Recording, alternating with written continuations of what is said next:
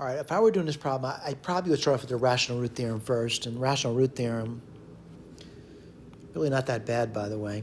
But again, you know, this is not the section on rational root theorem. It's on using a formula. So, but if I was using a rational root theorem, I'd write down plus or minus. Well, the factors of 10 are easy. It's 1, 2, 5, and 10.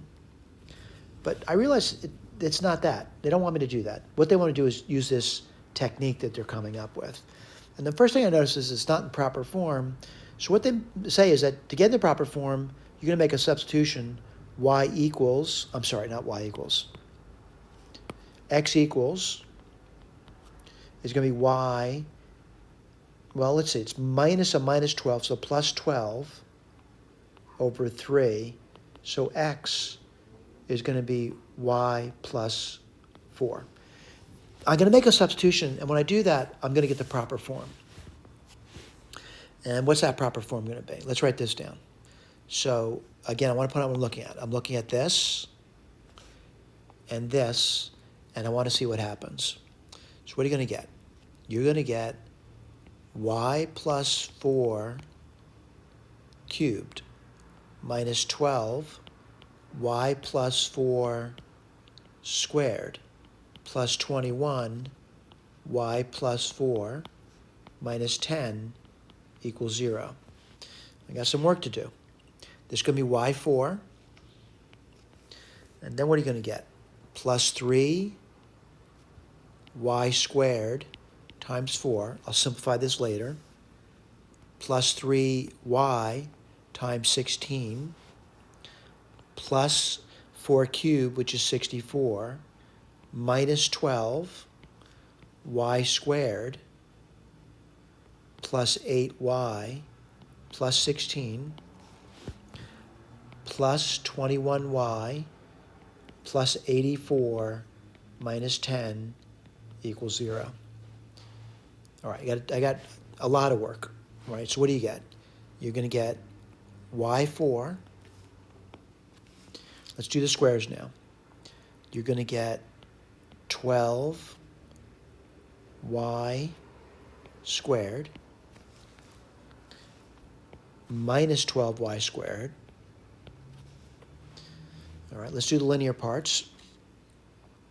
That's 48.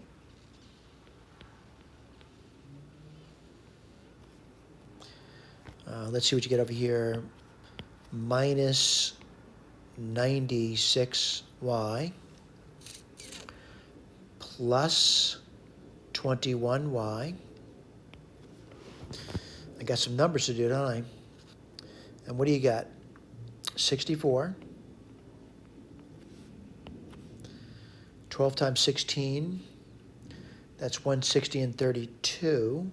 192. And 84 minus 10 is 74. We're almost there. What do you get? y4. Y squareds disappear. That's the whole point of it, by the way.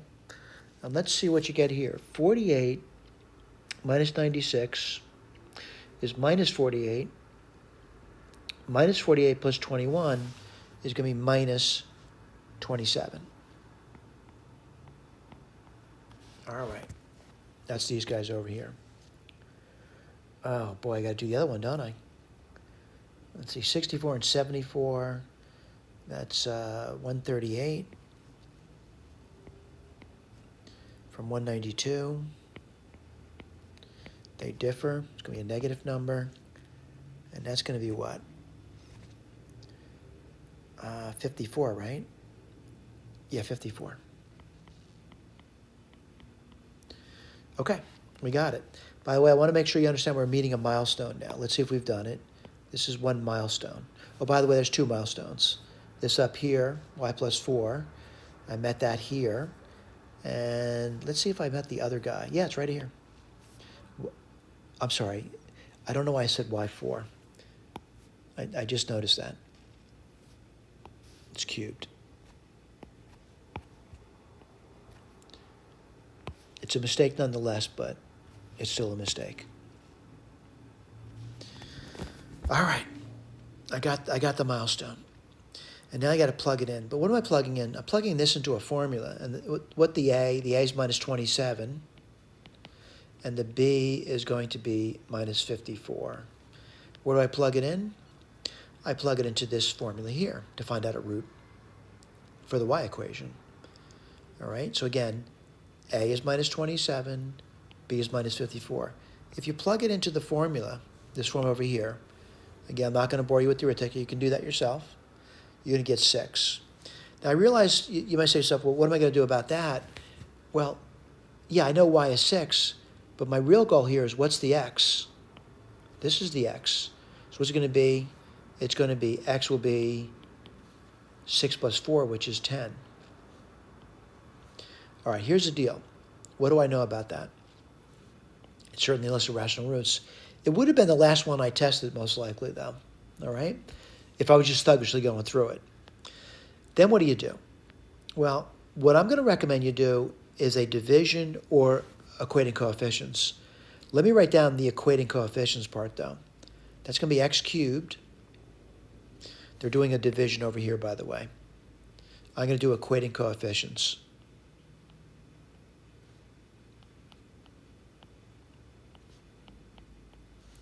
This will factor into x minus 10.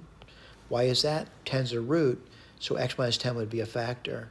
Then it's going to be x squared. Why is that? X times x squared is x cubed. I don't know what goes in the middle. Plus 1, right?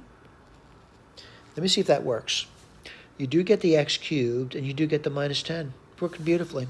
I'm going to equate coefficients now. So minus 12 x squared would equal minus 10 x squared. And then what? Plus bx squared. Let me see if I can figure out the b now. So minus 12 equals minus 10 plus b. So b would have to be minus 2, right? Let me get my little eraser out. And I'm going to erase this thing over here and put down minus 2x.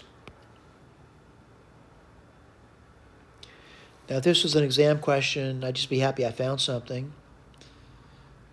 But it's not an exam question. I want to see if it's right. A lot of times I can say things that are not right. I'm going to multiply it out. What do you get over here? X squared. I'm sorry, x cubed. Minus 2x squared plus x minus 10x squared. What do you get there? I got to be careful here. 20x, right? And then minus 10. Add it all together, what do you get? X cubed minus 12x squared plus 22x minus 10. Is that what we expected at the end? Yes, it is. So we're good to go.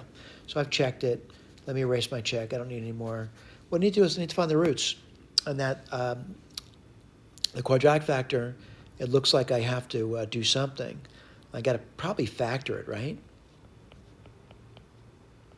And what do you get there? Looks like x minus 1, which is pretty nice, by the way. It's just x equals 1 or x equals 1. By the way, it would have been much easier to do rational root theorem because I'll be honest with you, I would have stumbled on the 1 immediately. And then I would have been able to massage the other two out, which would be 1 and 10. But what are the roots going to be? The roots, there's 3 of them, by the way, 1, 1, and 10. We took the long road, but we got there. Thank you.